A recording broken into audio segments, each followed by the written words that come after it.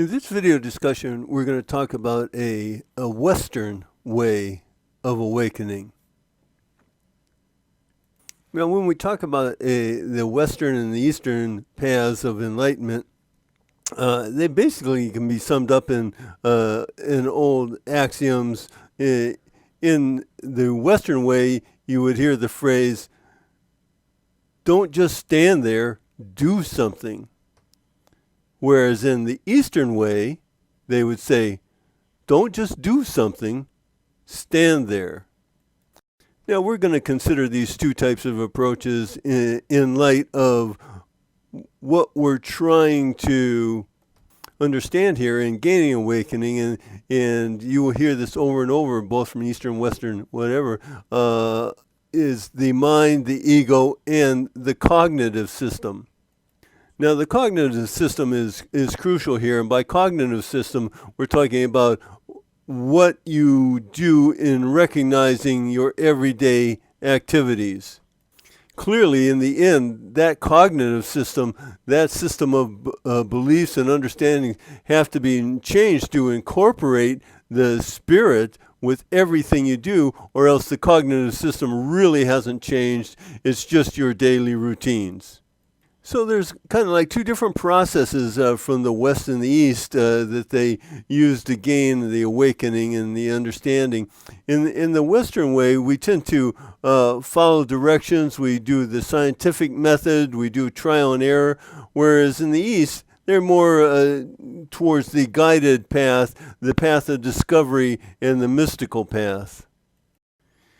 And in the East, they tend to want to use intuition, and they want to disengage from the world so as to not be affected by it, and they do it through some practices of meditation and other things. Whereas in the West, we have mental constructs, and our one of our greatest strengths is our abilities with the mind in logic and reason and concentration.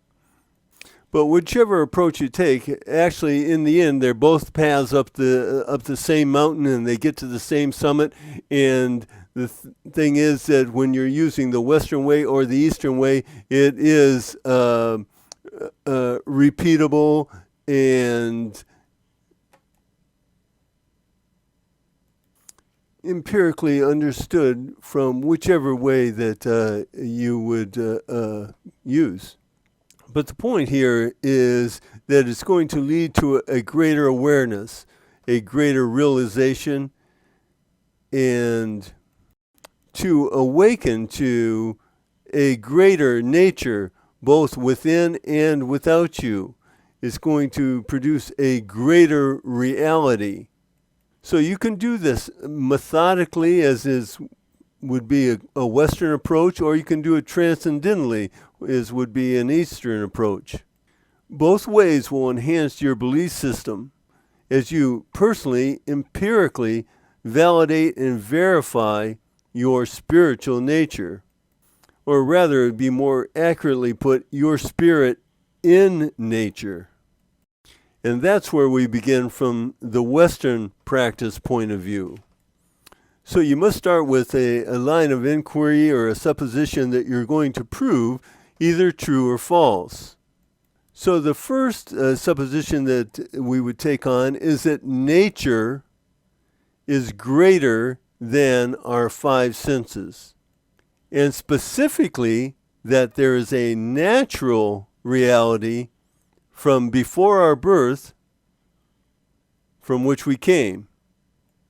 Now, if this is not true and nature does not precede our being born, and it doesn't also continue after our demise, then truly this is it, and everything then is accidental or incidental or circumstantial. But if it is true that nature, there was a natural reality, a nature from which we came before we were born, then truly we're just continuing a natural process of which we're just unaware at the moment. So creating this belief is the first key in unlocking the light of awakening, a new day, a new you on the western horizon. And those will be topics subject to the video discussions to come in being awakened within a Western culture and working with our attributes to find a new cognitive